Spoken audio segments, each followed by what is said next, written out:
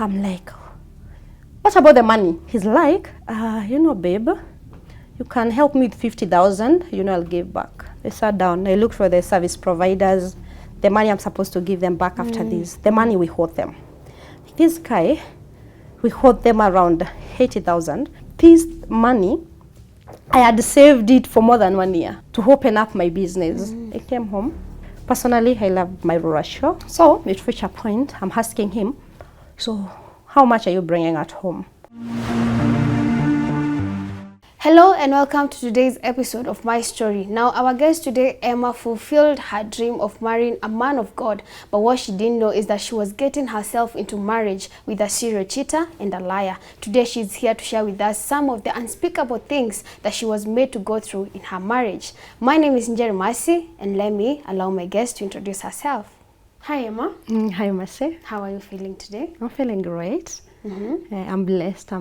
That is nice. Yeah. Thank you for coming today. Thank you for the invitation.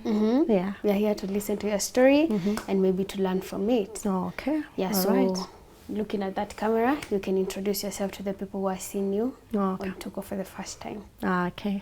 Hello guys, it's Amara here. I was born in Nairobi, actually Kenyatta Hospital, but my parents now, they went back at home, our homeland, which is in Meru. Yeah, so I was raised there until around class 6. It's when I came back to Nairobi, the boarding school and everything. Yeah, I'm a nurse by professional. So you know why we are here today. Of course, we have a very long story that is very interesting. And I'm sure the audience, when you are on snippets, maybe on TikTok and on your platforms, they want to hear the full details of your story. Maybe you can take us in from where you met this person, how that was for you, what made you fall in love with him in the first place, up to where we are today. So I will sit back and listen together with the audience. Thank you, Mercy. Yeah, this is quite an interesting story, which one time I never knew I will sit here and give this story. I thought it will be a positive story for me when we started this journey. But at breaking part, here we are and it is life. Yeah, so in the year 2021, almost August, I met this guy. For me, it was actually my first love. He was my first everything, actually. So because for me, I used to believe if someone loves God, if someone fears God, that's the right person to marry. Because if they fear God, there is some things they'll not do to me as a wife. Surprisingly, it ended up being something else altogether. So here we are in our first meetup. And it was quite interesting. He talked to me about his background and everything. Myself, I shared what I've been going through and how my life has been. And at some point, actually, I started crying. He was there pampering me, it'll be okay. And he's like, I will be praying for you. So the impression he gave me like the impression was a very responsible person, someone with a great character. Because the way someone speaks, the way we always say, like, action speaks louder than words. But for me, I never concentrated at the time with a lot of actions. I concentrated with the words. Yeah, so here we are. And he left. But now, it became a habit whereby we could meet up and talk and share. He could come to Kitengela. At the time, he was living in Pipeline. So he could travel. All the way come to Kitengela. We just go somewhere, we have a coffee, and actually, this is where it all started. It's kind of rough. I started paying the bills earlier. So maybe kidogo, when you are meeting, are you exclusively dating or it's just getting to know each other? We're getting to know each other. And you have started paying the bills? Yes, I've started paying the bills. In a point whereby we could meet up, I pay for our coffee dates. Sometimes maybe when I have some money, we could go somewhere like out and a nice place. We talk and share. Yeah, and I could find myself paying. You're getting it. And actually, we became friends for almost 7 months. Now when we're dating, all along, have you ever seen like someone is not so much committed, but the moment you talk about it, like something switches. And now they become committed. Like, for example, there was this time we were going somewhere. And actually, this point, I had invited him to our place for a worship experience. I had organized a worship experience in our church. And here we are. We went. We could go for practice and everything. So for me, I called some ministers, some friends. I put them together. We formed a band. So when we formed a band, you know, it was the one who was like the main minister now. Could come, we do some practice, everything for overnight and everything. So yeah, everything was interesting until the D-Day. And I was really quite excited because I saw what God has done. As if this was the first, it was the first worship experience I've ever personally organized. And I could see the way people came, friends came from different churches and everything. And, you know, he was one who was ministering. So when I was welcoming him to minister, actually, this is the first time I have told anyone. Like, I shared with my friends because they were there. This one is my fiancé. You're getting it? And yeah, here I am. I'm like, hi guys, the blessing you're here. I want to welcome this person. And this person is my fiancé. So everyone could clap and everything. They were so much excited because no one saw it coming. And everyone, oh wow, that's amazing. And when I welcomed him to the pulpit, I remember I said, thank you so much, woman of God. I've introduced him as my fiancé, but himself is introducing me as a woman of God. But at the time, it didn't click in. So that, when I sit back, I looked, that was a very big red flag. But for me, it wasn't a big deal. At the end of the day, I'm a woman of God, you know. Then this day, after the worship experience, see everyone just like departed to their places and everything. So after like 3 days, my pastor called me. At the time, I was worshiping at Kitengela. And she tells me, Emmah, please come in my office.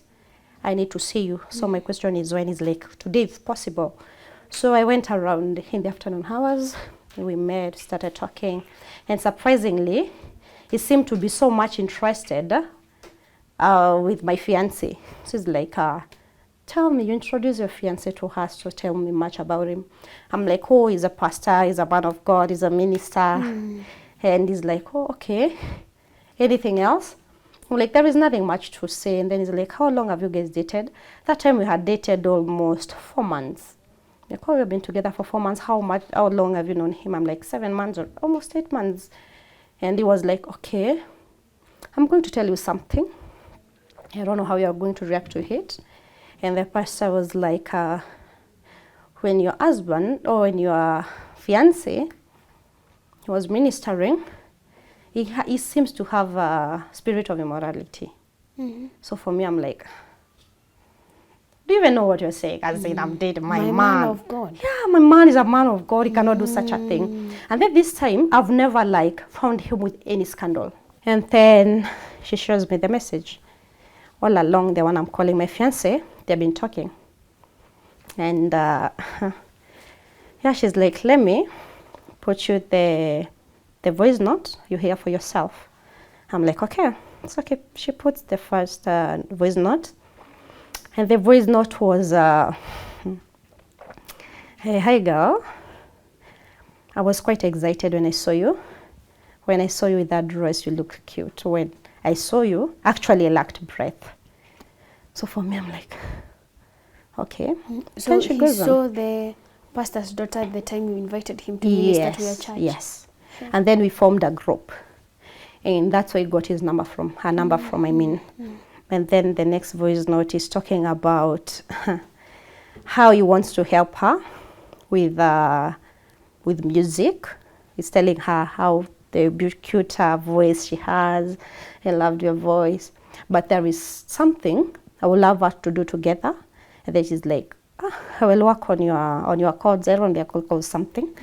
And then there is another thing I want to talk to you about. And it's like, I would love us to meet up. We talk about it. So for her, she was like, okay, what is it that you want us to talk about it that we cannot talk about it now? Then he's like, I just want to meet you. We talk about it. Now, the last voice note, it made me cry. In this voice note, the lady, she was like, she texted him, why are you behaving in such a way and yet you have a fiancé?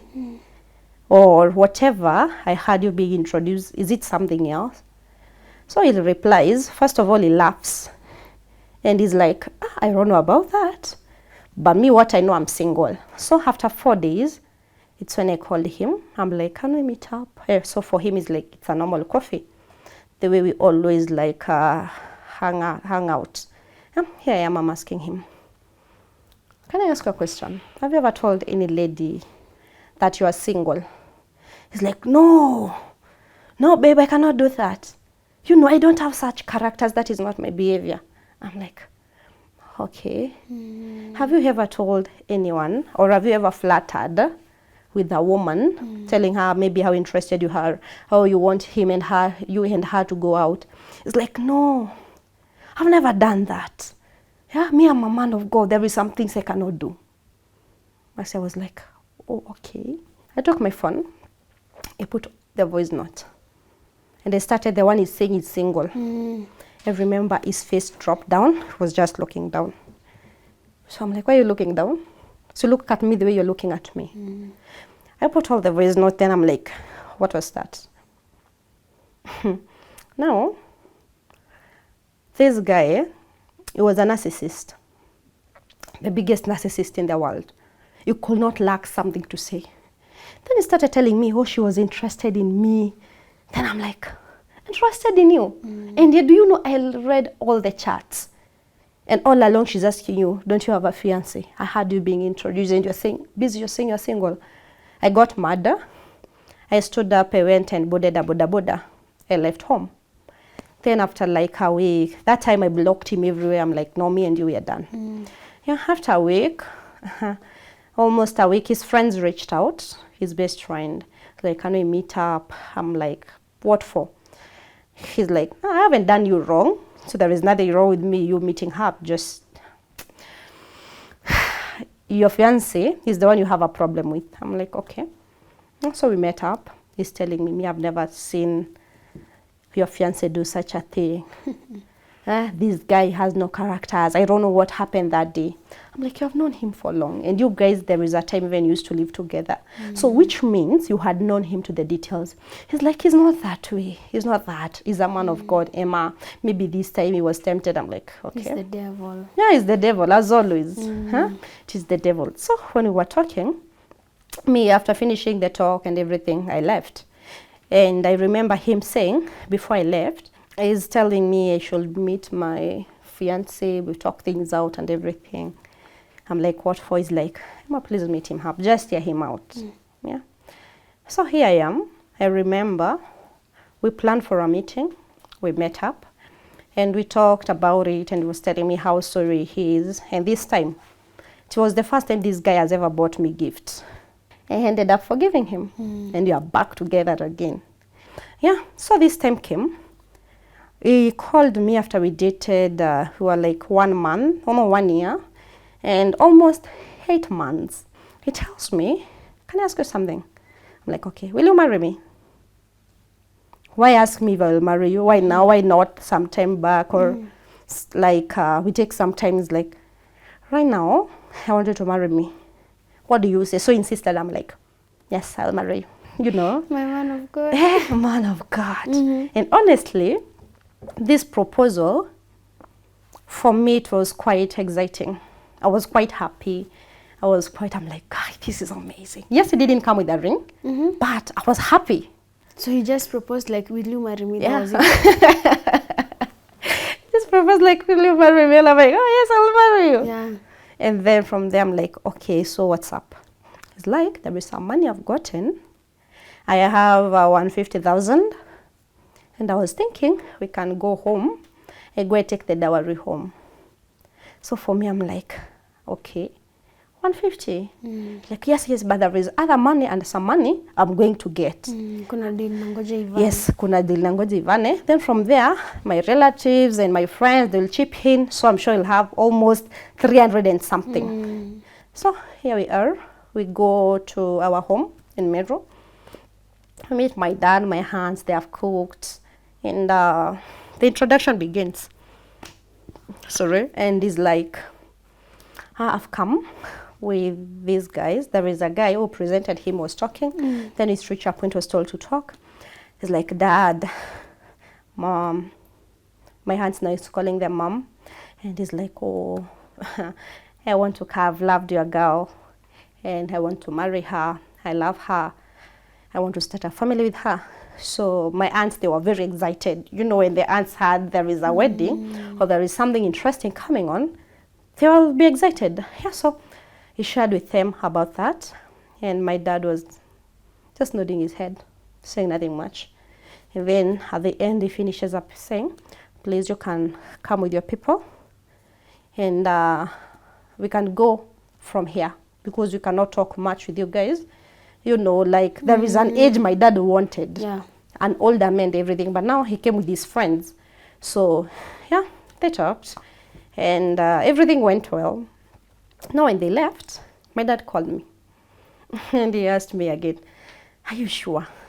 I'm like, why are you asking me every time if I'm sure? I'm sure I cannot bring someone if I'm not sure. I've never brought any other guy at home. This is the first one. Yeah, so here we are. They left and myself, I came back to Nairobi. And with time, we went to their place. The second week, we went to their place, Nakuru. I met the mom, the sisters, the brothers, and then we came. When he came, we were preparing for a ratio. Remember, I told me he had 150,000. So I called my dad. I asked my dad, Dad, let me ask, let's say if they bring 100,000, yet he's my fiancé who asked me to ask, will that be okay? My dad is like, why are you asking me this question? I'm like, I'm just asking. And then he's like, what's wrong with bringing 100,000? I never even talked about much about that. I'm like, okay, thank you. I went back. I told him, oh, they're okay with 100,000. We can start with 100,000 because the way my dad told me, you cannot pay a ratio at once. It's something you pay with time. Maybe even when you get married, you have kids.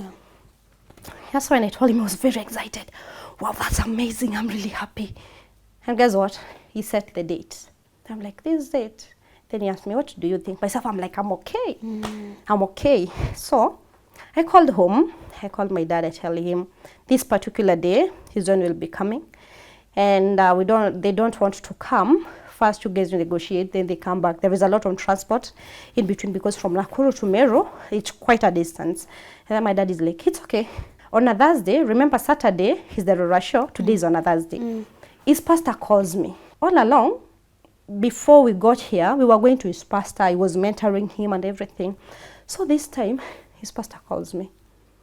He tells me, Emmah, how are you? How is the day? I'm like, it's fine.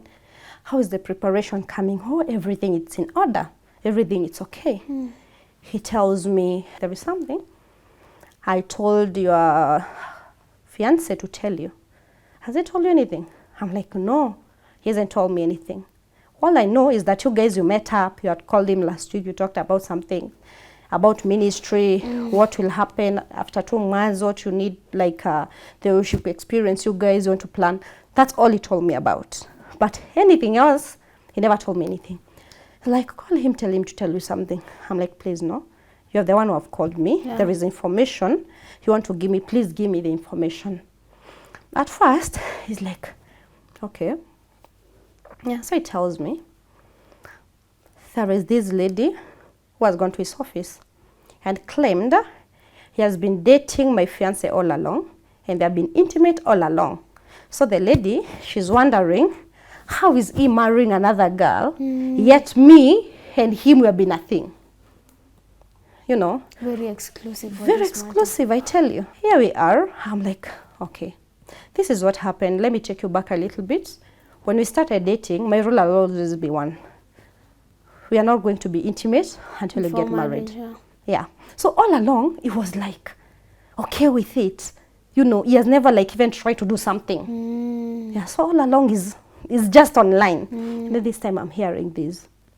I'm like, okay. So what will you do from here? His pastor tells me, Emmah, I'm sorry, but I don't support this. So I call him. The first time I called him, he didn't pick. The second time, he didn't pick. The third time is when he picked. I'm like, hi. He's like, oh, hi. how are you? That time he had gone to Nakuru, he has gone to visit some uncles so that they come for the rural show. And he's telling me, oh, I'm okay, how are you? You're okay. So my question is one, what is this thing that I'm hearing? Like, what is it, babe? I'm like, I've been called by your pastor. He's telling me there is a lady who has gone to his office, that you guys have been together. And she's wondering, how comes you're marrying me? And I've been with her. So he's like, oh, okay. Then I'm like, you are told to tell me about it. Yeah. So all along you haven't even said anything. Like, oh, I'm sorry, I forgot. I'm like, you forgot about this? Yes, but she's lying. I'm like, okay, how is she lying? Yes, I don't refuse I was with her, but I was with her before I ever met you. You know? Then I'm like, are you sure? It's like, yes, I was with her before I ever met you. So for me, I'm like, okay. Honestly, I felt some relief in my heart. Because I'm like, not because you cheated on me. Yeah. You have your story. She's an ex. Exactly, she's an ex. You have your story. I had my story, and here we are. So for me, I was quite relieved. And actually, I became happy. This has been told, which is a matter of what happened in the past. Personally, I was okay with it. We continue with the plans. I traveled back home. And my aunt, it is on a Thursday. So my aunt, they were like, oh, we need to go to the market and buy these things. I call him. I'm like, please send me some money. They go to the market. They buy some things. He's like, okay, I will do that. But guess what? Here we are in the afternoon. I'm asking me, he's telling me. He's telling me, hey, babe, you know there is someone I helped with the money. Ajarudisha bado. I'm like, you've helped someone with the money. And the whole Saturday. Amount. This is on a Thursday. We have one day to our ratio. I'm like, what are you really talking about? You helped someone with the money, and yet you knew we have a celebration or an occasion happening on Saturday. It's like, oh, is my birthday, amesema narudisha. So for me, I'm waiting the whole Thursday. So I call him in the evening. He tells me, hajarudisha bado. So here it comes on Friday. My aunt, they're all over me.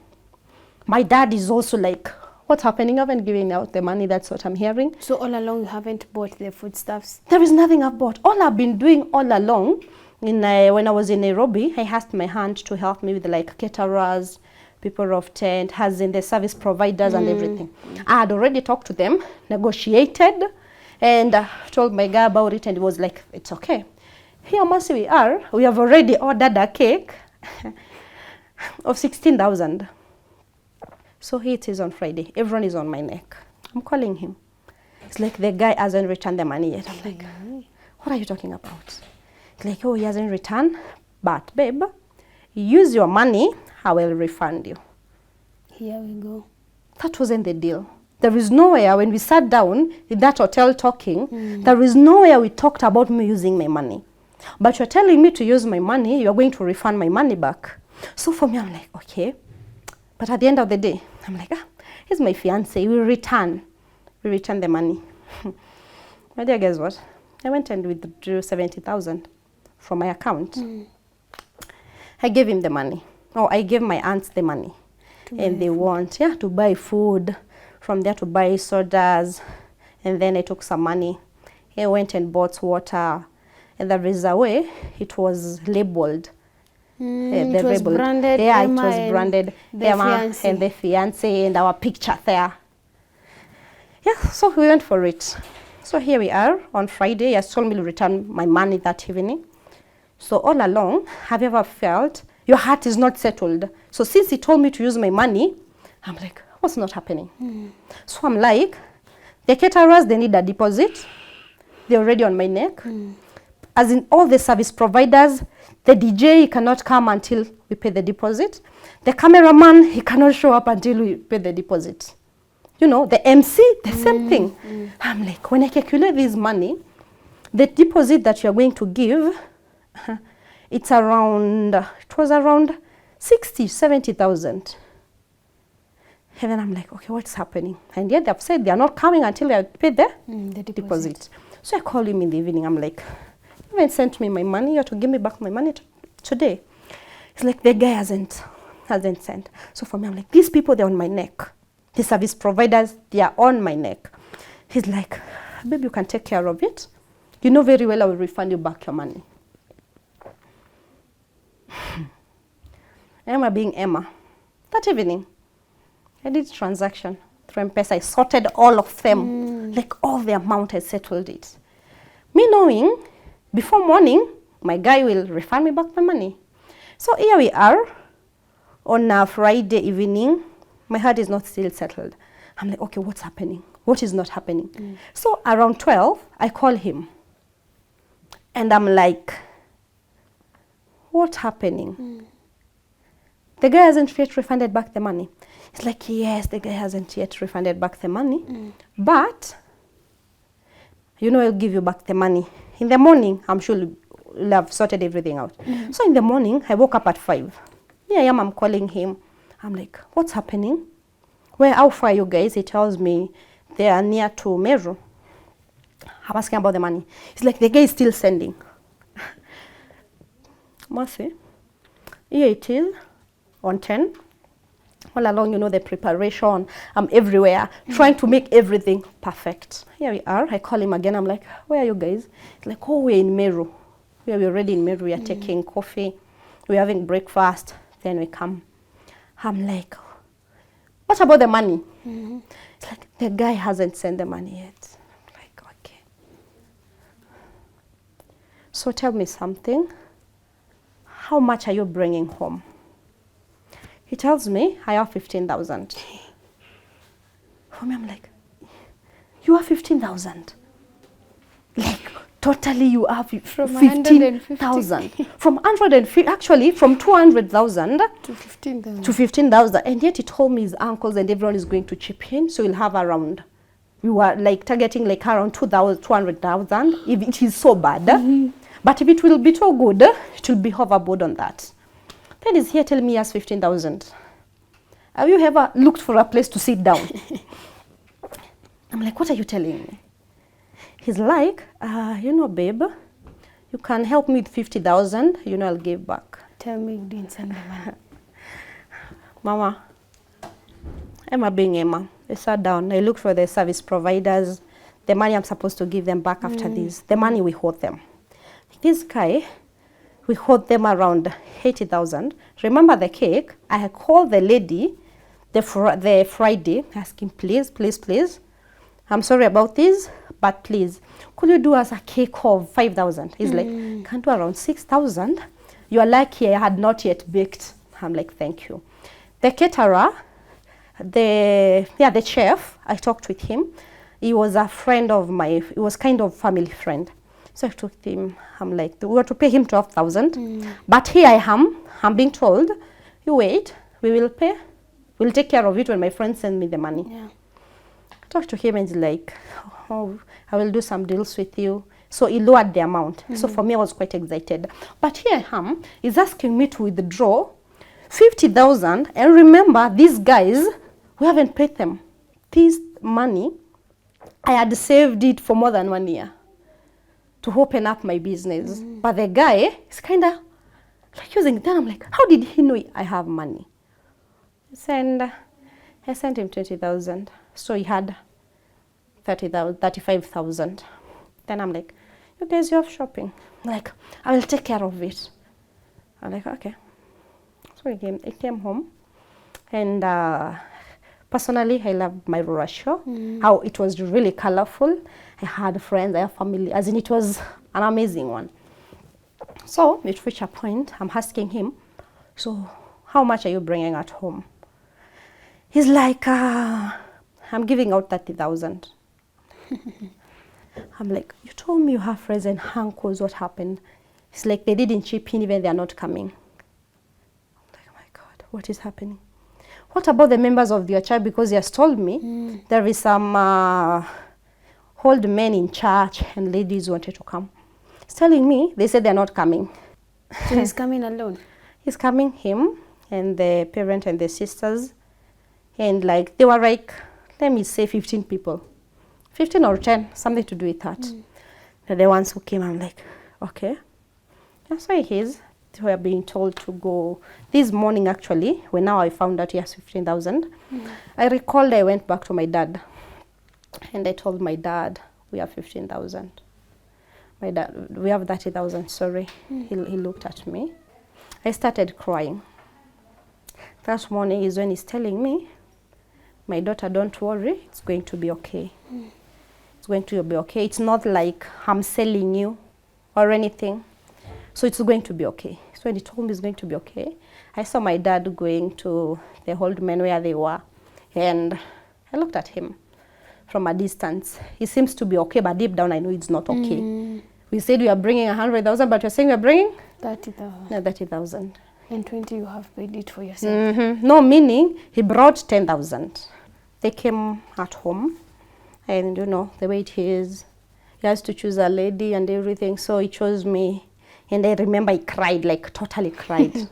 Oh, you were covered with the shukas? Yeah, I was covered with the shuka. So you know that it's called appointing. Whoever is yours and everything. So he came and appointed me because he was told with someone else, this is Emmah. Yeah. So I remember him crying and everything. So you know, in the process, you could see the reaction of aunts, uncles. Everyone is like, oh, he really loves this girl. You know, from there we got inside the house and they are asked what they have and everything. So they say 30,000 shillings. And this story, I didn't know. I was told by an uncle of mine later on. And everyone was like, they were debating about it. They were debating about it. Like, so you know, they were like, what is happening? Because when they get out, they see the deck and everything. This thing costs money. Yeah. But here, the main ratio, it's 30,000. I tell you. So they brought a lot of arguments. And this time is when I had my dad stood up and he told them, it says my daughter is getting married. It's not your daughter. And we are not selling her. So guys, I accept the money and called her here. We bless you guys. Yeah. So my dad came and he blessed us. So later on is when my uncle is telling me that it was chaotic in there. But because my dad settled the matter and yet he's my dad, so they didn't have much say in it. So coming home, we had a good time. We danced. We cut the cake. So everything is perfect. Then in the evening, I'm calling him. I'm telling him he was in his way back. I'm like, people here need money. The caregivers, they need money. And he's like, he hasn't said yet. Babe, settle it. I'm like, what? So you're telling me to go back in my pocket? And now, like, I give another amount of money back. It was around 90,000. Emmah being Emmah, I withdrew money, I paid it back. But I tell you that evening, I felt bad. I felt bad because have you ever looked at your bank account? There is zeros which were there, they're no longer there. I'm like, this is the money I've been saving to open up a chemist. All along, that has always been a plan. Then here we are. I went back to Nairobi and I called him for a meeting. I asked him, what happened to the money? Has guy returned, you return back my money? It's like, no, he hasn't returned. Can I tell you something? Can I surprise you about the whole thing? Until today, I've never been given a shilling about that Rora show. Your story, Lienda, like... The friend has never returned the money. The friend has never returned the money. And that is how you ended up paying your own dowry? Yes. That's how I ended up paying my own dowry. Then bringing it up, later on, he's like, he's sorry. So my question was, what were you sorry for? So all along, when I'm already in marriage is when I'm noticing, this guy, he had no money to begin with. There is no money which was there. All along he was praying around with my brain. And yet he knows, Emmah hates shame, so he used that as a weapon to put me to a particular place whereby I feel I have no choice but to go back to my pocket and pay. We are now in the wedding preparations. And this time, I'm like, no, have you ever had? You're not excited about a particular thing. When you think of it, you're like, yeah, it will be nice and everything. But my heart is not settled. Yeah. So here we set up a date, and we are working towards the date. We have formed groups, and in these groups, he has his group. I have my group. I have my family group, friends group. Yeah, we all have groups. And my date tells me, go, babe, can we form a committee from your church? Not from his church? Not from his church. So I'm like, what's wrong with your church? She thought you told me you guys are forming a committee. Please form a committee in your church. I'm like, okay, what is this guy talking about? So we talk about it, and I'm like, he's sensible enough. Like when we have 2 committees, everything will work on perfectly. I thought it's a nice idea. So I went to my church and talked to my bishop at the time. And he was like, oh, yeah, that will be lovely. So he supported me. Remember, Mercy, all along he's telling me he has a committee. So here we are in the D-Day. And my people are settling down. We are waiting. I call him. He's like, oh, they're coming. We waited. And we're like, they're not coming. So what do? The chairman said, let's continue. We continued with the meeting.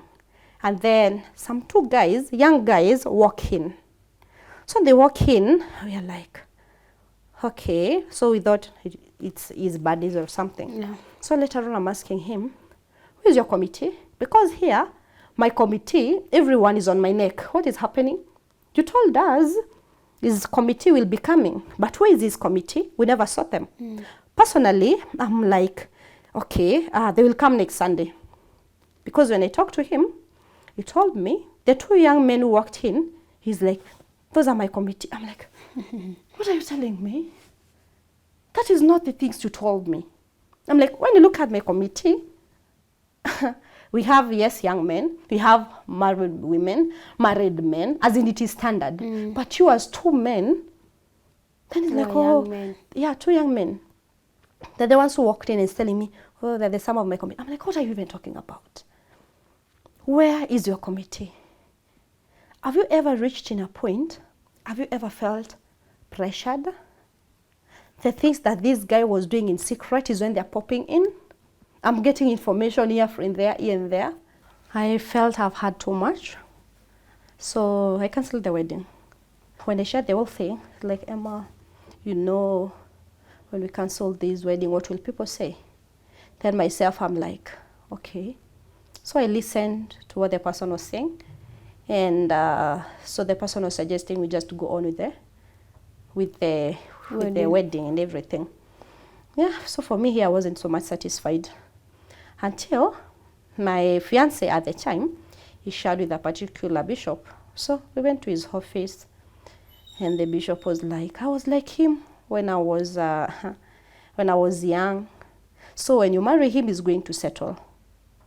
So I respected this person. So the moment he said it, I'm like, okay, let me rethink it.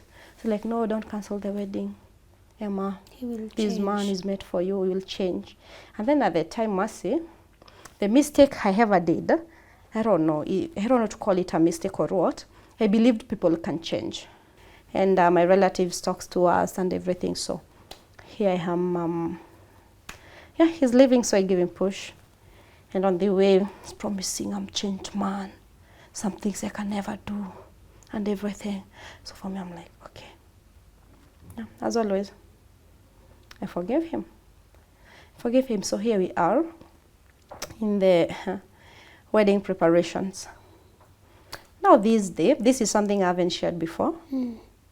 During these preparations, he came, I'm like, no. The way I hear, you should not touch a man's phone.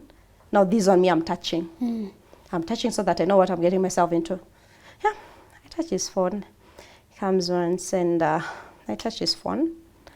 And in the gallery, I saw some pictures. Some ladies have taken, call it selfie pictures. And they have taken their boobs, some their bum-bums and everything. And I'm just scrolling and I made some nudes. So for me, I'm like, What is this? So I asked him about it. It's like, no, they are not mine. I'm like, who do they belong to? Who sends you these? Who is the person? It's like, babe, you're overthinking. They're not mine. I'm like, okay, where did they come from? You're overthinking and you can literally see them. Now that's the funny thing. Himself used to say I'm an overthinker.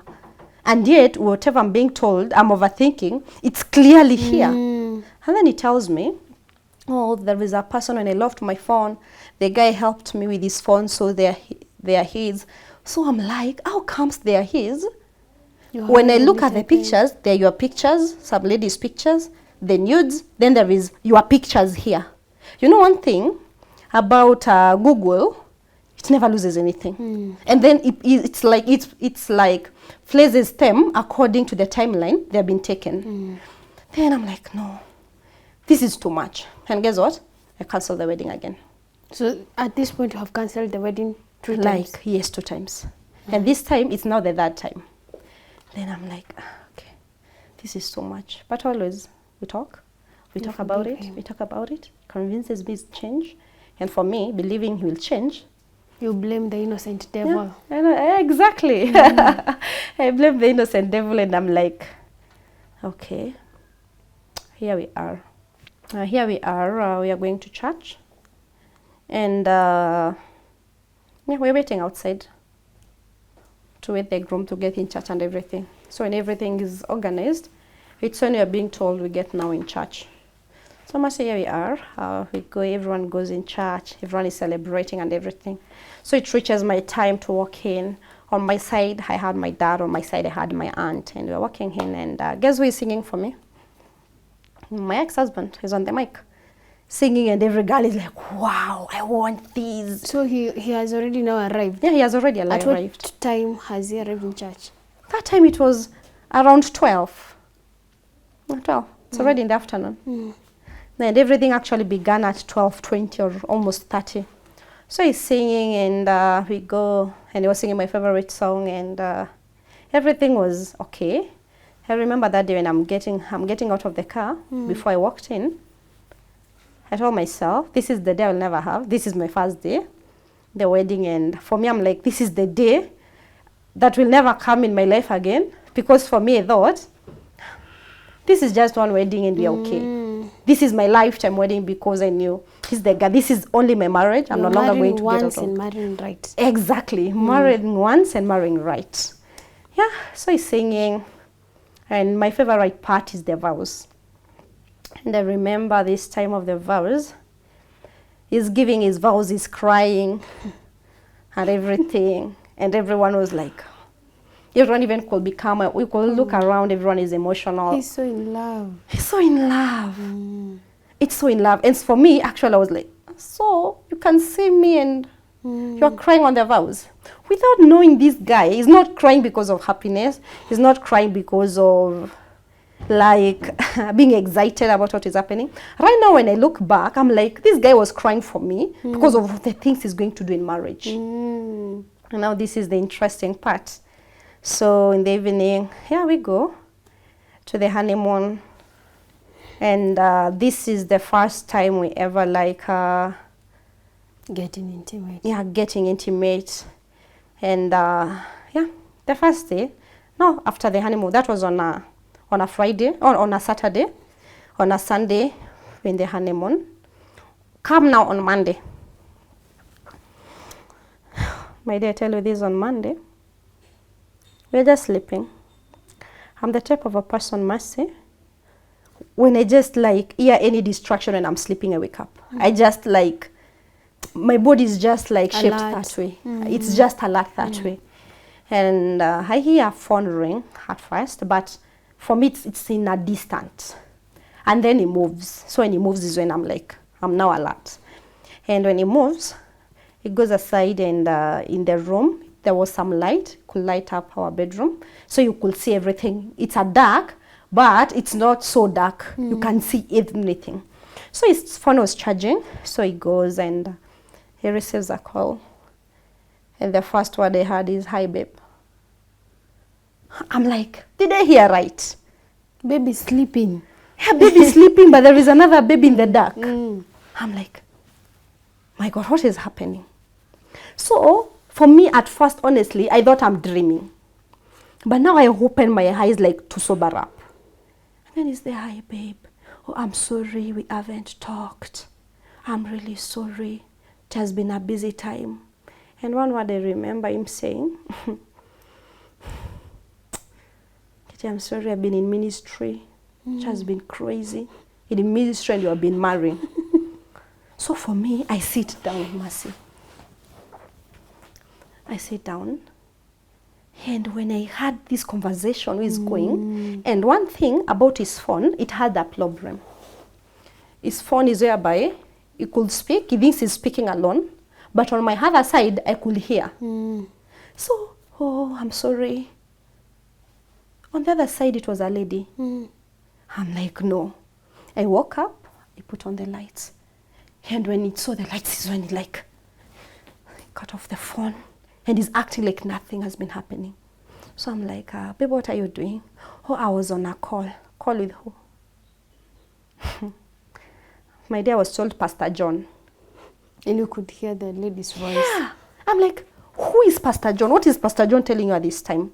Like, oh, you want me to organize for our worship experience, our minister. They want us to meet and talk about this. I'm like, what are you talking about?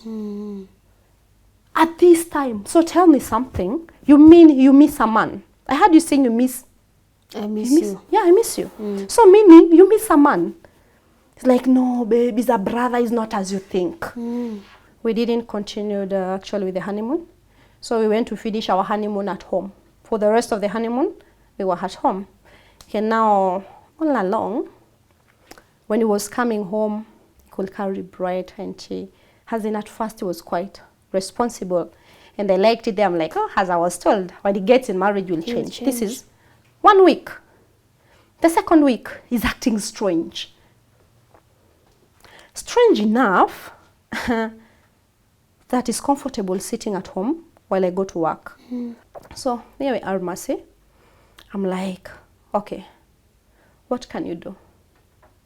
He comes with a business idea. He tells me how we'll go about it. I'm like, this is it's a nice plan. What do? I go back to my pocket. I gave him the money to start the business. So this all time, I know there is a business, like there is a running business somewhere.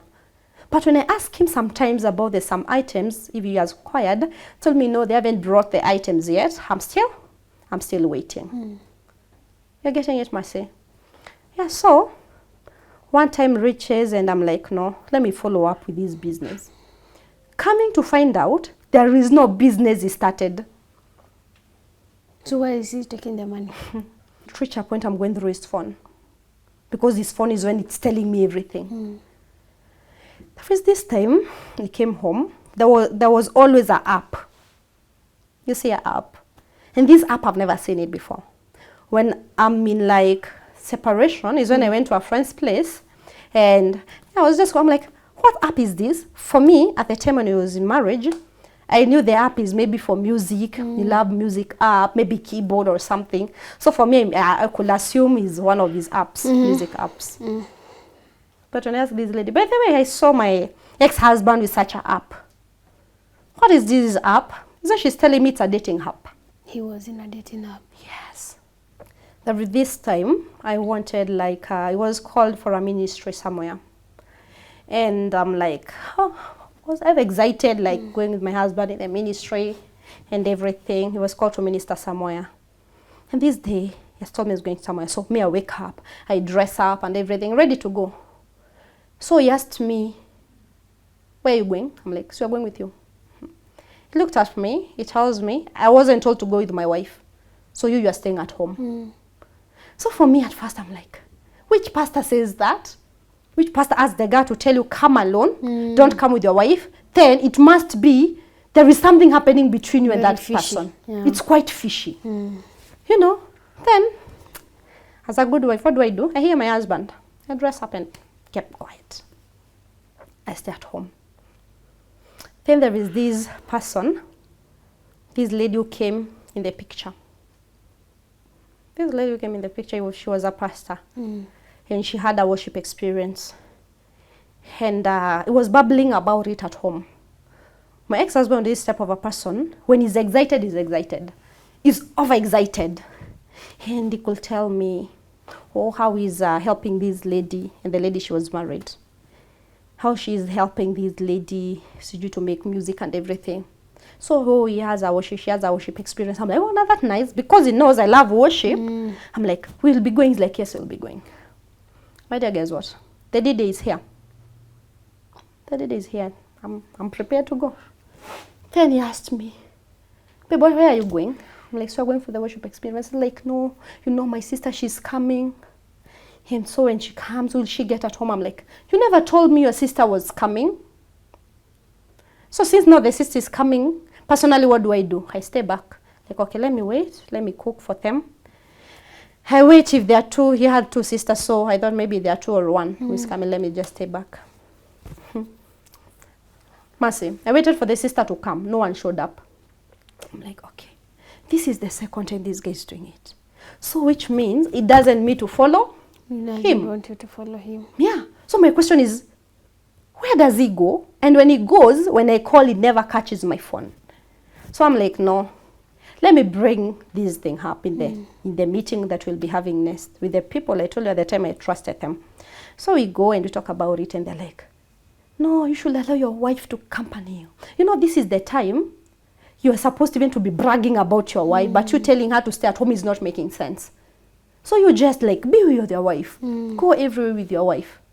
And listen to what the guy says. He says, why should she go with me and myself when she goes to work, I don't follow her? Like, that is my workplace. Okay, do you want me to invite you to come and see the patients with me? I'm like, have you not come when we were dating? You could come where I'm working. He visits me and everything. Like, have I ever told you not to come?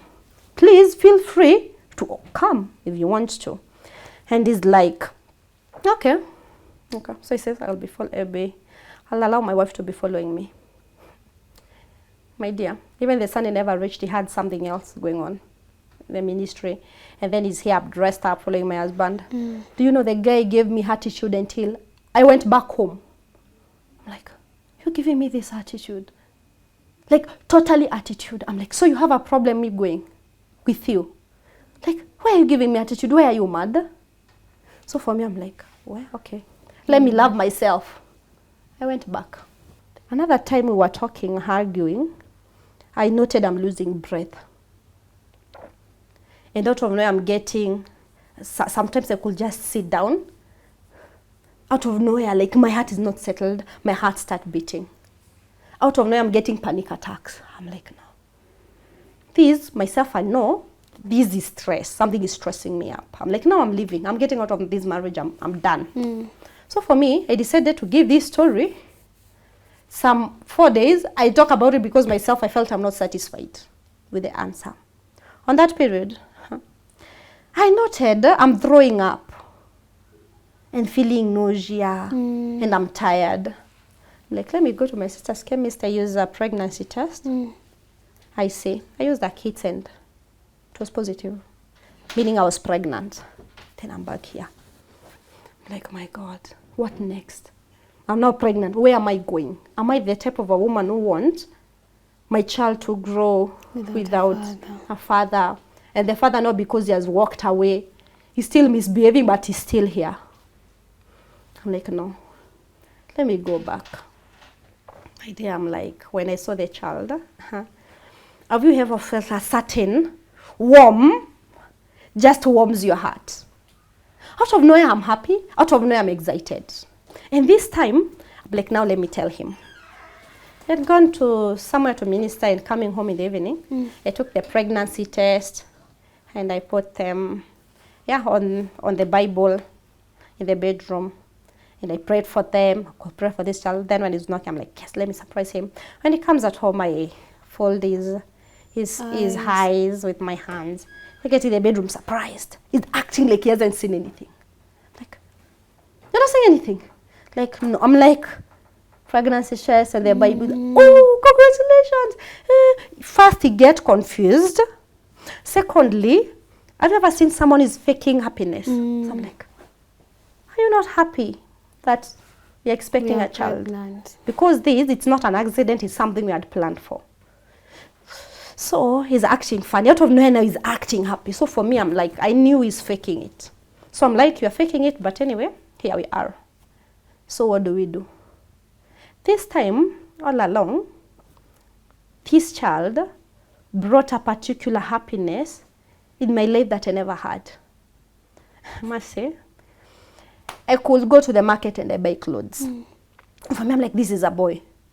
I buy clothes, I come to him in the evening, and he's like, you have started buying clothes? He was quite surprised. I'm like, yes, I've started buying clothes.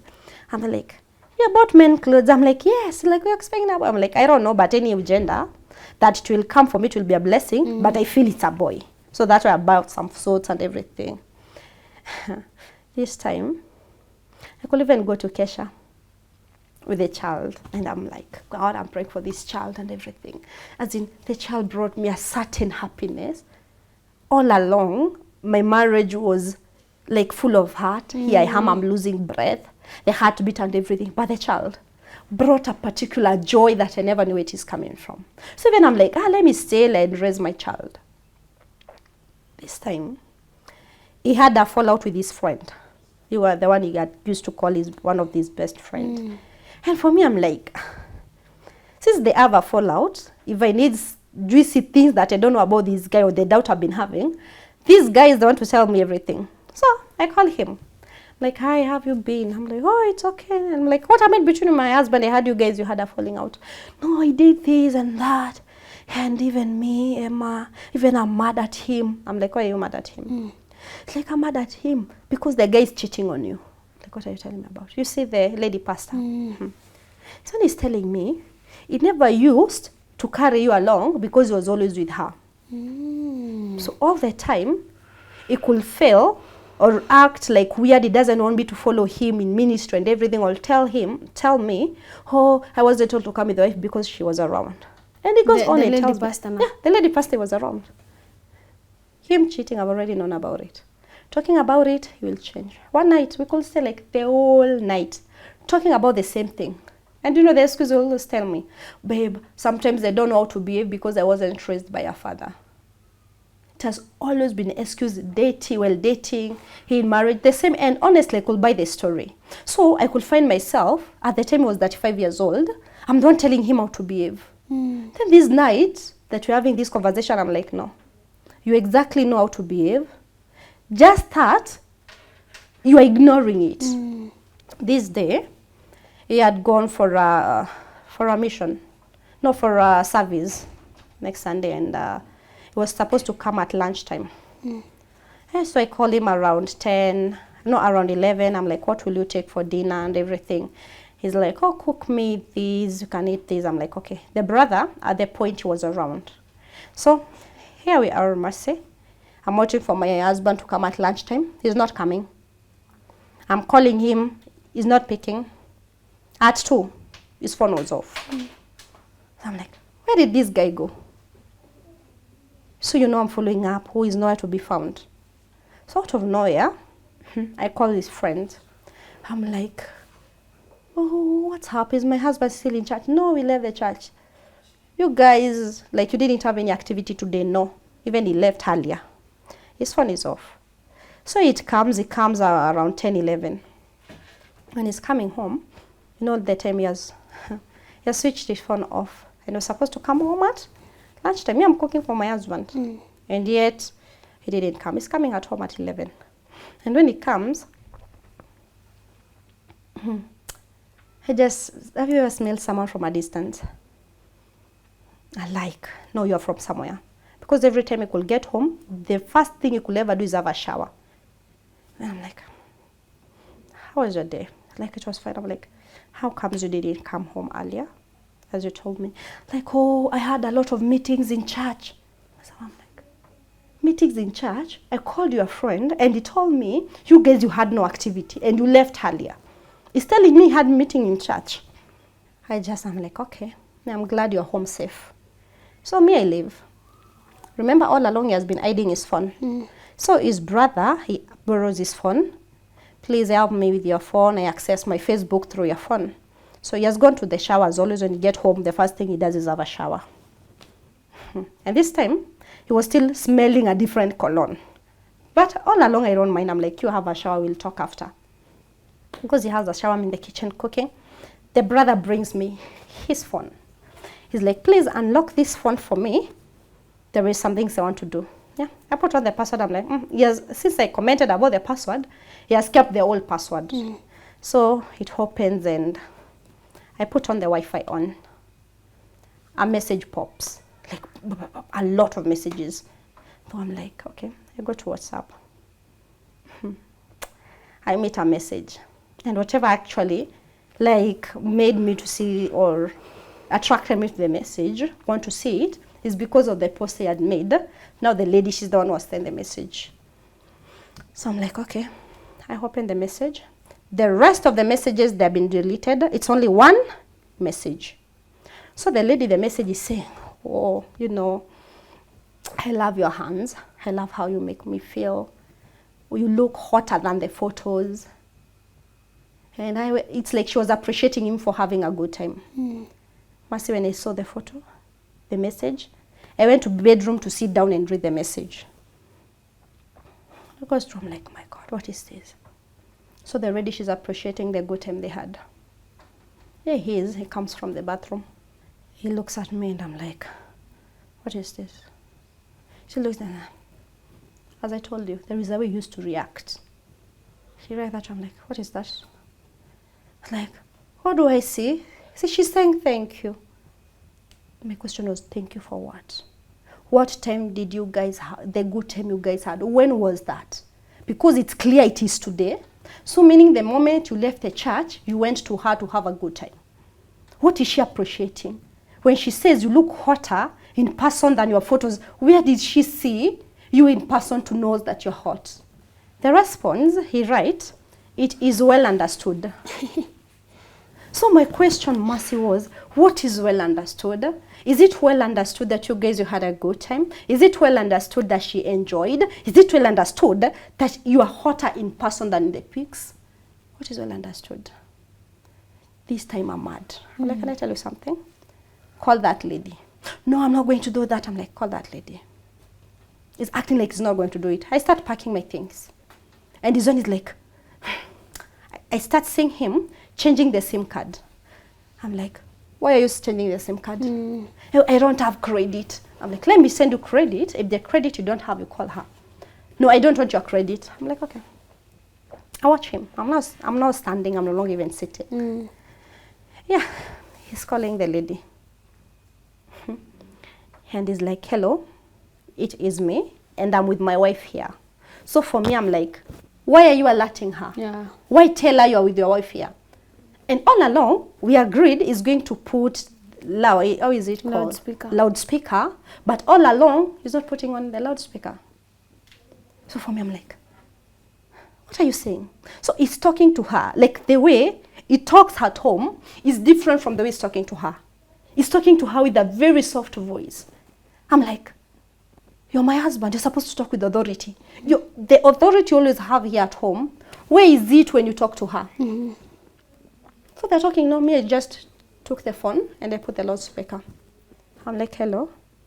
I think you know right now who I am. So what were you appreciating my husband for? She's quiet. Like, please, I didn't call you to be quiet. Please tell me, what were you appreciating my husband for? He's like, I'm sorry. All along, she's like, I'm sorry, I'm sorry, I'm sorry. Then my question is, what are you sorry for? You can't say sorry without you not being sorry for something. And then she tells me, you know what I mean? Like, what do you exactly mean? What did you guys do with my husband? It's like, I think you know what we did. So now he has started sleeping with ladies from your church now? Yeah. I cut off the phone. And I kept quiet, and I'm just in bed and like, my God, what is this? He's here trying to justify himself. Like, what are you justifying yourself? This is the message. This is what this lady's saying. So tell me, how was it? What did you enjoy? Because she's saying you enjoyed something. So what did you enjoy? It's like, it's still, baby, not as you think.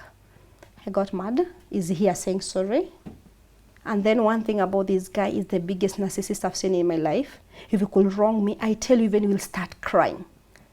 Then what are you crying for? So you're not enough with sleeping with the ladies outside. You're now sleeping with the ladies in my church. Say, oh, I'm sorry. I'm like, no, this is too much for me. This is too much. On that point, I got mad. I'm like, let me go have a shower, because I used to have showers when I'm crying. I go to the bathroom and I'm crying. In the middle of crying, I notice I'm bleeding. Then I'm like, what is this? So when I saw the blood, out of nowhere, I started losing breath. The heartbeat I was telling you about, my heart started beating. So I called him. Now this time, it's like I had a panic attack. Out of nowhere, my body is now shaking. And then I'm bleeding. So this time I remember him telling him, if anything happens to this child, imagine me and you, we are done. Then I'm crying. No, in Jesus' name, nothing is going to happen. He started praying for me in the bathroom, as always. Because every time something bad could have happened, all he wanted is just to pray. And when he's praying about himself to change. So he used to trick me with prayers. He called my sister, and my sister comes, and they take me to the hospital. And when I got to the hospital, it was emergency. From there, I was told to go for some tests. Then I was taken to the ultrasound. I was done all the tests, and were called in. When I got in the hospital, there was an injection they gave me, and it kind of like cooled me down. And now here the results are out. The doctors are calling us, and I walk in, and he says, "Is it your husband?" I'm like, "Yes." He comes in, and they're saying everything. It seems normal, but there is a problem somewhere. So for me, I'm like, what the problem? The doctor asked, when did you start like having those panic attacks and everything? I said, this is the second time. There was a time we were arguing. I had them, and now this is the second time. So he's like, what happened? Were you guys arguing? I'm like, yes. So in the middle of an argument when this happened, I went to the shower, and then I noted I was bleeding. Then the doctor says, when he looked at the womb is okay. The child, as we speak, is safe, but not so safe. He says the moment I started the panic attacks, it's affecting the child. So also the breathing level of the child reduced to around 90-something. Oh no, lower than 100, that they used the word he used. And then I'm like, okay. Then he tells us, go at home, you fix things. He tells my ex-husband, each and every stress is happening, or whatever is happening in your marriage, it's affecting the child. So it was a miscarriage. We go home, and my sister, they're asking, what was the cause of the miscarriage? Or it was the cause of the miscarriage. Myself, I'm like, oh, I fell down in the bathroom. That's why this happened. So for them, they bought the story. All along, I'm going through this. The only people who knew, it's me, my ex-husband, and the guys who were there during our wedding. And my family said they know I fell down. That's why I was near to get a miscarriage. So we go at home, we talk about this. And he's like, babe, I will never hurt you again. I'm so sorry. The next morning, as always, breakfast in bed, doing the right thing. He has cooked, he has done everything. And then this day came. The bleeding continued. And I noted it's really bad. So I told him, please, see, I'm supposed to go to a doctor. Then he tells me, there is no money. I don't have any money to take you to the hospital. So he called a friend of his, and the guy says I take some medication. So for him, I have a friend of mine. She used to do me scans and everything. So I called, I tell you it's bad. What can you do? She's telling me, please come to the hospital. We have a CEO who understands these things. She can check you out. So I came, I went for the scan, then I went to see the CEO. And he just tells me, hey, it is bad. Take this medication, and please make sure you don't have stress. Don't stress yourself on this period. Take this medication and eat, and don't move or go anywhere. That time I'm very in pain. I'm like, no, this one is a CEO, and the person I need to see is a specialist. I'm like, when I go home, I'm sure there is nothing which is going to be done to me. I'm going to be told there is no money, so I stay. And I'm sure there I might die. So I went to my sister's place. Going to my sister's place, my sister, she called my dad. She's like, it is bad. So because when she saw me, she was like, shocked. Then I told her everything. She's like, no, this is bad. So she's also a nurse. She called my dad and explained everything. Then my dad is like, take her to the hospital. Then you let me know the bill and everything. I'll cater for it. On our way, when we were about to get out, my ex-husband walks in with the best couple. And the best couple, they're like, this is bad. Like, why didn't you tell us earlier? My ex-husband, he had told me, I'd already told them. Myself, I'm like, you were told? They're like, no, he's calling us right now. So when I told him I've gone to my sister's place, is when he knew it was bad, he alerts them. So I'm like, he has been telling me all along, he told you guys. Here I am, they took me to the ward. And then the best couple left. Him himself, he also left. I was told my child is in danger. And if this continues, it's going to be bad. And so I cannot go anywhere. They have to regulate the blood until I come to my normal health self. Is when I'll get out of the hospital. Then the following day, my family comes to see me. My ex-husband comes. And I visits and he goes back. So for me, I'm saying there is this lady, she was giving birth. She also have kind of some challenges. And she was near to give birth, but the labor, it was taking long. So I remember seeing her husband carrying the basin, going to wash her. And God blessed them with a child, and they are very excited. And me, I'm like, where is my husband? I'm being here taken care of by the nurses. So you see the husband, they're coming, watching their wives and everything. And this time, my husband is not even calling. He's not even reaching out. Here it is. It was on a Saturday. He comes in the evening. I remember all along he's not asking me even how I'm doing. He's here. He just arrived, but he's busy telling me, oh, babe, oh, there is a minister who has invited me to their church to minister tomorrow. I'm like, you're talking about ministry, and yet I'm in the hospital. When was the last time you asked me how I'm doing? Or the last time you were here? They're busy asking me, what do you think about me going? What do you think about me going? And then he's like, oh, they'll be paying me. I'm like, okay, you're a grown-up person, so it's upon you to make the decision. I really wanted to hear what you'll say. It's like, so I'll be going in the morning and everything. I'm like, okay. He gets out and he goes.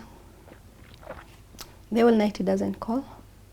The whole day he's supposed to bring me porridge and everything. He doesn't even come or show up. He never calls. It's 8. I'm calling his phone. He's not picking. 10, I'm calling his phone. He's not picking. 11, he's and my sister, they're coming to bring me porridge. 1, he's not picking. 2, nothing. He's calling me at 10 at night. No, at 9 is when he's calling. When I saw his call, I'm like, I've called you more than 30 times. You haven't been kicking up the call, but here you're calling me. I ignored the call the first time and the second. The third time is when I picked. I'm like, tell me. Telling me on my way coming. I'm like, my God, what are you telling me? You're on my way coming. I've been here in the hospital. You haven't come to see me. You haven't called to ask me how I'm doing. What if I could have died? How could you have known? Oh, I was ministering. Hey, when you called, I'm like, so you're telling me you've been ministering the whole day, you haven't had a break to at least talk to me? And my question is, how do you get the energy to minister and your wife and your child are in danger? Like, again, babe, I'm sorry. I'm on my way coming. He told me, please don't come where I am. Don't come where I am. I don't want to see you. The last person I want to see in this world is you. Don't come where I am. So I got off the phone and the best couple calls me and they're like, oh, let him come. I'm like, no, I don't want to see him. This guy, he left here yesterday, last night. The whole time he hasn't been asking how I'm doing. And even the ministry is saying he has been. I'm 100% sure he hasn't been there. So here he is, and out of nowhere I'm seeing him coming. And now guess what? He's carrying the flowers. Okay. And with a card. So I'm like, do you think a flower and a card will solve everything? So please tell me, where have you been? That you couldn't find time to call me. Giving me excuses as always. He never lacks something to say. And they're all lies. I'm like, I'm really surprised. There is nothing hurtful. Seeing you like lying, coming to see me in the hospital at 9, and the whole day you never call. Yeah, so he leaves. It comes, it was on a Monday. I've been told I've stabilized. There is some medication I was given, so I need to go home. He told me he has gone because the guys are paying. So it means he had money to pay for my hospital bill. So I asked him about the hospital bills. He tells me he has no money. So my question is, what about the money you are paid? What happened to that? I don't know. I helped my friend. So you're helping someone with money and yet I'm in the hospital. Never talked too much. I talked to my dad. My dad paid the bill. We went home. Going home, you see the care that you're supposed to be given in his head is not, his mind is not even there. He's busy watching movies as always. Watching movies as always. This time, he could not even sleep with the same bed with me. He better go and watch movies and me, I'm in bed sleeping. So it became an habit. I'm like, no. Why does he has to do that? I'm here, I'm feeling unwell and everything. But he's busy watching movies. Then I kept asking myself a question. What is making this guy go out of marriage? So one time I approached him because each and every woman he has in his gallery, it's either they have big boobs, it's either they have big bum bums. So it has to be two. And then he had a habit, a very bad one, whereby we could walk in the road. A woman with big bum bums, he has to look back. So myself, I'm like, my God, what is this? So I decided to ask this guy. When I look at everything, 1, I'm hardworking. 2, I'm loving this guy. As in each and every sacrifice that even a woman is not supposed to make, I'm making them. So I asked myself, what don't I have that these women have? So I'm like, let me ask this guy. I asked him, babe, do you really be honest with me and tell me, do you like my body as it is? He looked at me and he told me, I'm not answering that question. So myself, I'm like, why? So that means you don't like my body as it is. He repeats, I'm not answering that question. For me, I'm like, that is no, he doesn't like. Enough answer. Yeah, that is enough answer. Another day, I'm not yet satisfied. I'm asking him. Maybe whatever he said, for me, I'm like, maybe never meant or maybe he was mad. Let me ask him a second time. Babe, do you like my body as it is? I'm not answering that question. So I'm like, okay. That's enough answer. This guy doesn't love my body as it is. Actually, he doesn't love anything about me. The only part he loves is me providing, and that's why he married me. That's the main reason he married me. He married me to keep him, not for him to keep me. He was after your money. Exactly. He was after what I had. It wasn't much, but he was after what the small I had. That is what he was after. And then he could be here bragging my wife is a medic. Until I told him, please stop going wherever you are introducing me. You're supposed to introduce me as your wife. Not the titles. The titles doesn't matter. Whatever I have is just a certificate, nothing much. And actually it's a small one. It's not something meant to brag about. So here he is. Apologizing again. And also like crying for making me feel bad. Like one thing I don't understand is why you married me, because if I ask myself that question, wherever it involves, it involves just there. You married me for my papers, you married me because I could provide for something. Then here we are, we solve the things as always. And I started bleeding again.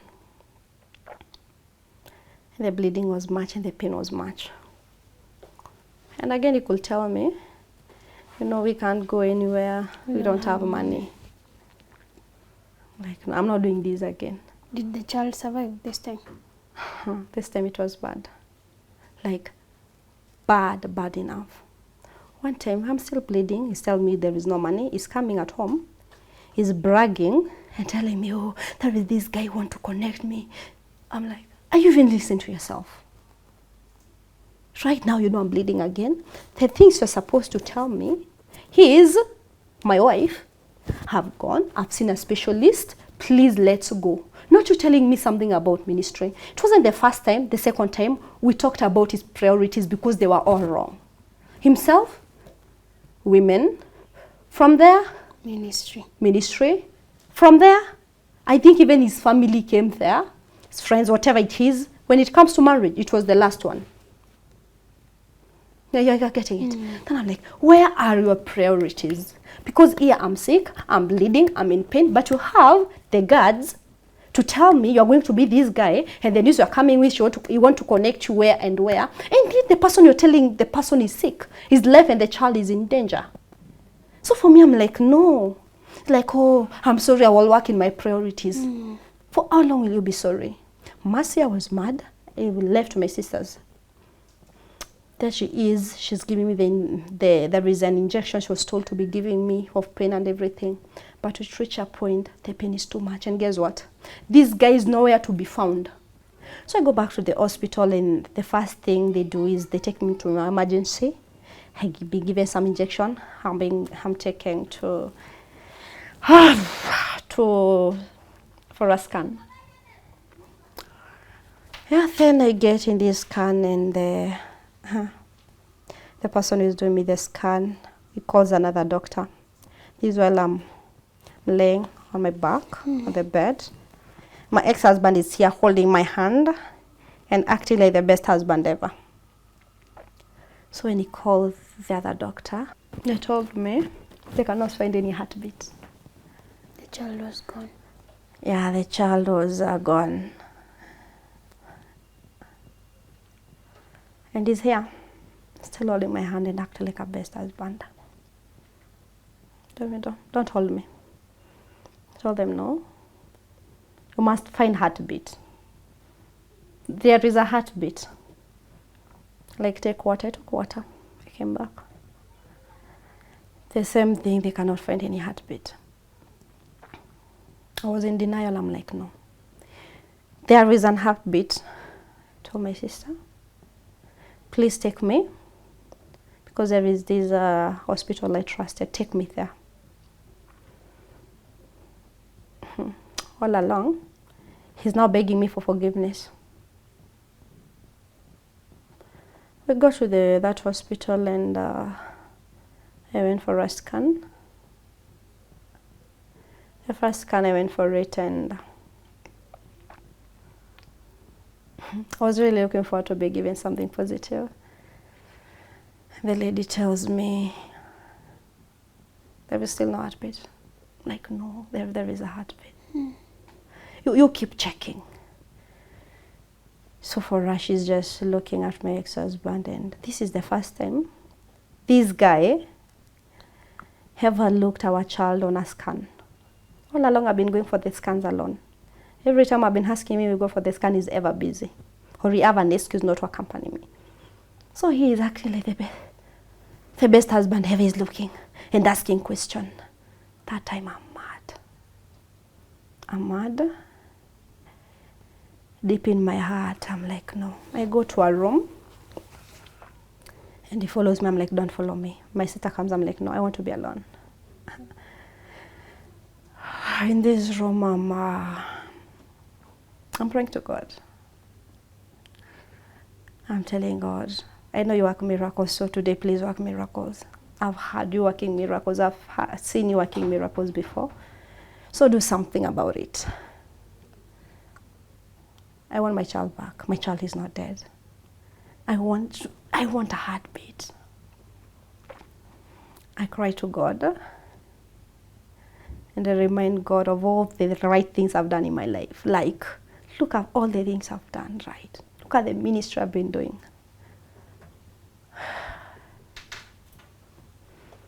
So I go back for the second scan. And then we see still the same. There is no heartbeat and the child has already separated. He or she herself from the womb. And so whatever I'm having is something called labor. And I'm like, no. So here I'm like, I need another scan. And my ex-husband is minding about the money. I'm like, I don't care how much you're going to pay in this hospital, but because I have to find a heartbeat. So I go back. After praying again, I go back.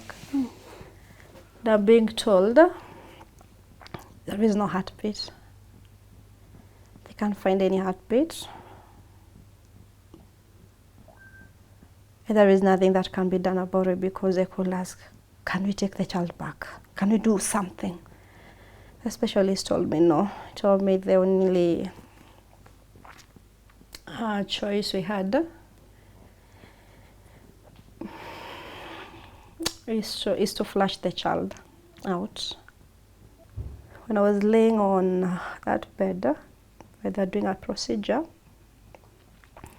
and the person is holding me, they're sitting on the same bed holding me. It's probably the reason why you were there in the first place. Actually, not even probably. It's the reason why we are here. They're telling me, baby, it will be okay. Baby, looking at him, it hurts more. Out of nowhere, I gave a scream. I screamed and shattered. The doctor, I could hear the person who was doing the procedure saying, because I was asking why is she screaming. I was asking the guy, and the guy is like, no, it's not physical, it's mentally. That's the procedure.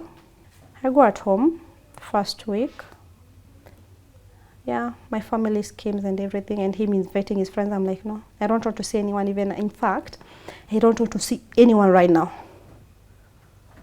I'm quiet. After 2 days, I'm hearing him watching movies. Like for him, like nothing happened. So myself, I'm asking my question and asking God, how did we get here? How did he find myself here? Like it's just 6 months, but I've lost everything.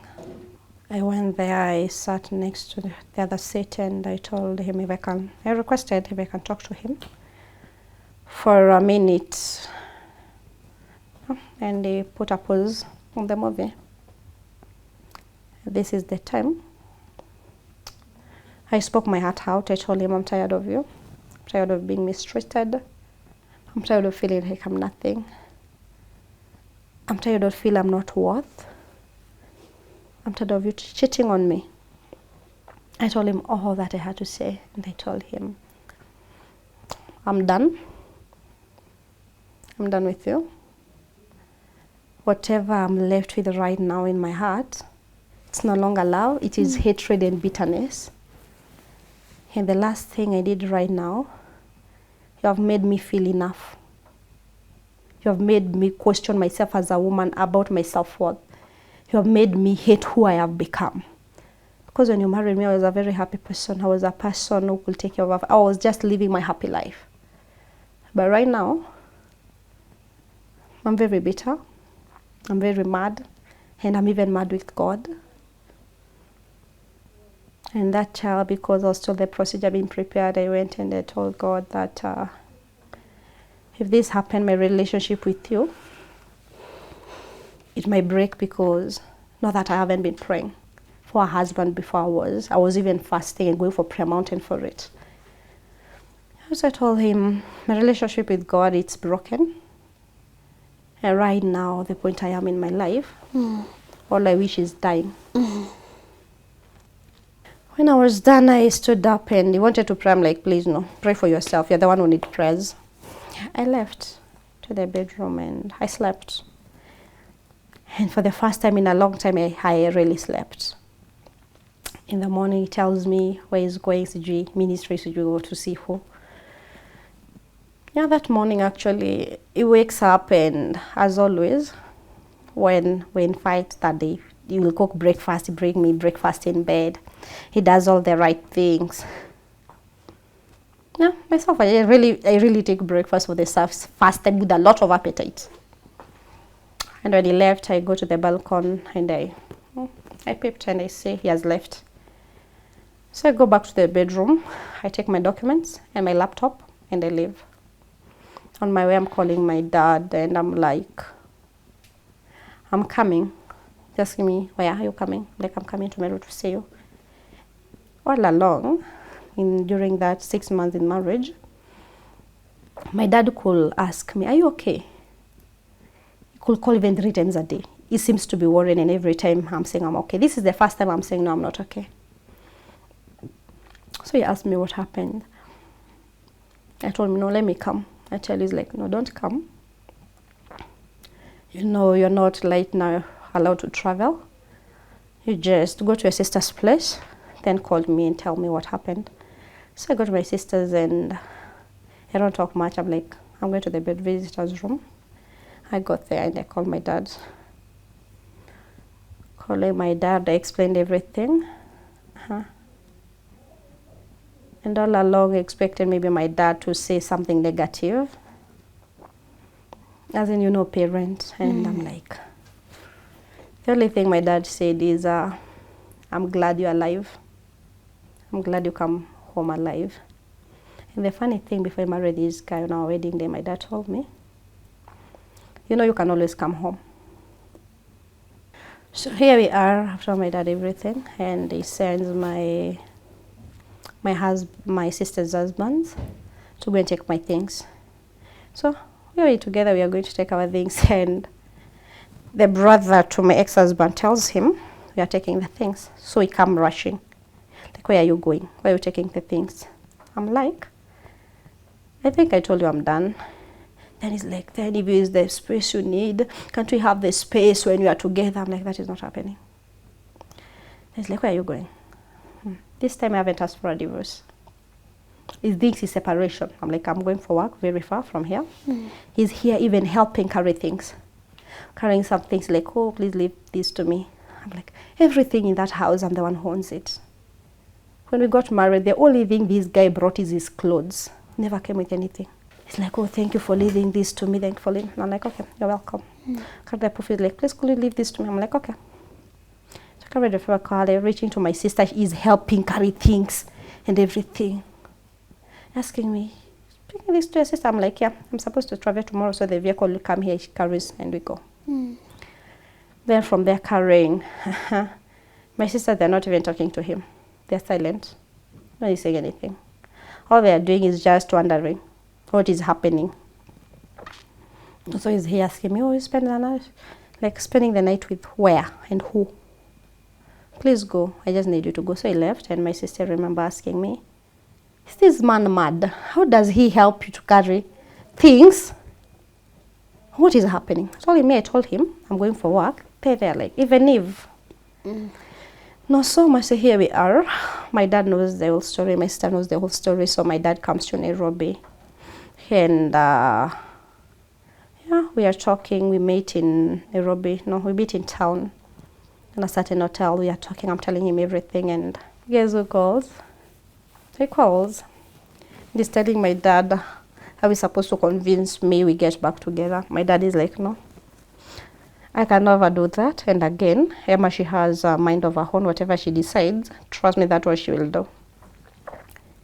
And out of nice thing, we'll send my dad some money to buy shopping. So my dad laughs. Like, since when have you ever bought me shopping? You know, but I'm silent, and my dad cut off his phone. The mom, as I said, he was calling me. So these days, she really insisted. And I'm like, she's not a bad mother-in-law, so let me go and see her. So I go, my dad is like, if you feel you have to see her, though he wasn't supporting, you go with your sister and her husband. Don't go alone. So here we are going. And guess who we are meeting on the road? My ex-husband. I'm meeting my ex-husband. And my sister, she's like, oh, my sister's husband. He's like, oh, we are going home. Where are you going? Like, I'm going for Kesha. For Kesha, then who are we meeting to talk about this? He's like, we're going to meet my mom. I'm like, why can't you go? He's like, my mom is the one who called you. I never called you guys. It was very rude. Then my sister's like, what are you even talking about? What are you really talking about? So we are going to solve this with your mother as if your sister, as if my sister, she got married to your mother. Then he's like, me, I'm going to Kesha. So for me, I asked him, what are you guys doing? Why are you arguing about this? You're going to Kesha? Good, go to Kesha. You're saying your mother called us, then let's go. Because at the end of the day, he's a grown-up. He knows exactly what he's doing. For God's sake, he's 35 years old. He's not a child. He feels like going to Kesha, let him go to Kesha. His mom has called us, let me just go and hear out. I leave. So I say go. The mom doesn't want to talk because she sees my sisters were here. So I thought the plan was she wanted to see me alone and we talk. Like, oh, it was night. Oh, when we leave, the second day, she calls me again. She wants me to go and see her. I decide because she wants to talk to me alone, for that respect, let me go and hear. I hear her out. I go. And guess who is there now? My ex-husband is also there. So the mom wants to understand what happened. I tell my story and I take hours telling my story. Himself, the mom asks, this story is like, yes. So still, the mom doesn't want to talk much about what the son did. He's busy asking me to go back. I'm like, no, I cannot go back. So from there, I went and looked for a lawyer. And I filed a divorce. I was told for Kenya, you have to stay for like a year and a half right now for you to at least accept the divorce and everything. So I've given a separation letter. And here, I'm getting out. About to get out is when I'm hearing what really happened. This guy has 2 kids outside. The kid personally I had no idea about. During that time of separation, there were some pastors who called me. They sat me down. They told me, Emmah, whatever happened to you and Joseph in that marriage, since you have decided to left him, please don't tell anyone. Only tell your father. Don't even tell your relatives. They're still trying to cover him. They're still trying to cover him. I'm like, what are you guys telling me?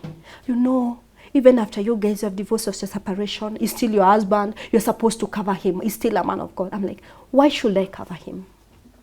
They're like, the moment you do this, people will view him in the different way, and he might fail to achieve what God brought him on earth to achieve. He will sabotage his destiny, kingdom assignment. Exactly.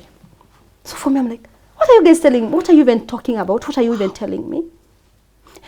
And these are the men of God I had respected. These are the men of God. When we could go to their place, I could see the way they're treating their wife. I'm like, wow, this is amazing. But Mama, let me tell you, whatever I saw in that table, I got mad. I stood up, I took my bag, and I went. And I told them this. You guys, don't forget you have daughters. If your daughter was going through this, will you take the step that you guys want to take? You want me to take the step too? I became all silent. I told them this. I've been covering a lot. But let me tell you guys, no. You're not going to trick me to covering up for him. Some people could give examples with Emmah. Oh, you see, don't make us do this wedding. We wait for you. And then after 3 months, you walk away. After 2 months, you walk away. Then I'm like, do you guys think I walk away for a choice? Here, my ex-husband is spreading lies until to where I worship. Where I worship now, everyone says Emmah is the bad person. Why? Mbona kuvumilia? Why couldn't he just take it in? So all along, everyone has been feeling they have an opinion to this. And yet, they have no idea. I'm not the only person who is taking it in marriage. There is other friends of mine. They have broken ribs. Another one, being beaten by the husband. So all along, because I'm a Christian, because I love God, I'm supposed to keep quiet and cover my husband. Oof, I know it's a long story, Yeah. and thank you for even being very vulnerable with us. And my take home today, there's something that you have said, that when your husband, when you are going through all this, your husband said something, that why is Emmah complaining whilst she knew who I was even before marrying me. And I guess that is a mistake as ladies too. Exactly. From the first day you started paying for dates, you paid all the way to your marriage. From the first day you started ignoring his cheating, immorality behavior, you ignored it all the way to your divorce. So I pray that the way you have said, the peace of God will continue being abundant to you. And maybe through this story we can have even more women coming out and speaking out. Yeah, sure. And it's such a sad moment that the church, which is supposed to protect such women because they are there Very sad. Yeah, it's the one which is asking them to silencing them. Yeah. Right? Yeah, very true. Whatever you're saying, Mercy, sorry for cutting you off. It's very true, because I have more than 15 women who have been giving their stories, and they're like, my husband has been doing this, I've been telling my bishop, but now they never listen to me. So I stopped going to church, because I saw the only safe place I see I will be heard, the only safe place I feel I will be safe when I go to, there is nothing which is being done. Yeah. If there's something that would tell an Emmah who was not married, that Emmah that was dating that man before marriage, what would you tell her right now? I will tell her, please never ignore red flags. No matter how small it is, no matter how not like important seems to you, never ignore the red flag. And one thing I have did that is really affected my life even in marriage, is really like believing someone will change. One thing I'm actually studying in the ground, as in saying it over and over again, is whoever someone shows you who they are, please believe them. Because people don't change. Marriage doesn't change people. Because here I was being told by some men of God, they will change when they get married. And that is what I took and ran with it. But to my surprise, marriage mercy doesn't change people. The small Emmah there, the Emmah who is there is not yet married. Just know, whoever you're dating is the same person who will be in marriage. Maybe to close this episode, you can tell, you have said that you have a lot of DMs, you have people who are reaching out to you. For someone who have not seen your social media accounts, you can tell them where they can find you. Also, maybe if you are comfortable, you can share your contacts so that they can reach to you. In each and every social media, I'm called Emmah Amara, be it YouTube, TikTok, Instagram, Facebook, each and every social media, I'm called Emmah Amara. As I've said, currently I don't have a job. I'll personally want to put up my job because it's challenging to really find a job right now. I'll put up a chemist, and I'm sure God will come through for that dream to come true. Secondly, I would love to go back to school as well to pursue my dreams. And that's something I've really been wanting and pray for. But as I speak right now, I'm in need of some money.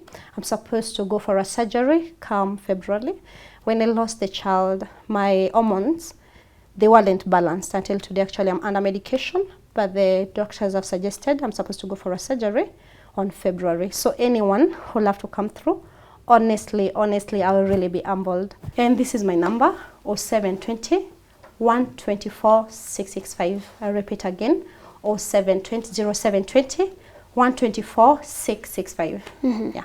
So, and to our viewer, thank you for sticking with us up to this point of this episode. I'm really looking forward to seeing your comments, what has been your take home from this episode. And remember that the details to her social accounts and her number will be on the screen, but the details to her social accounts will be on the pinned comment below. Until next time, my name is Njeri Mercy. Just keep it Tuko.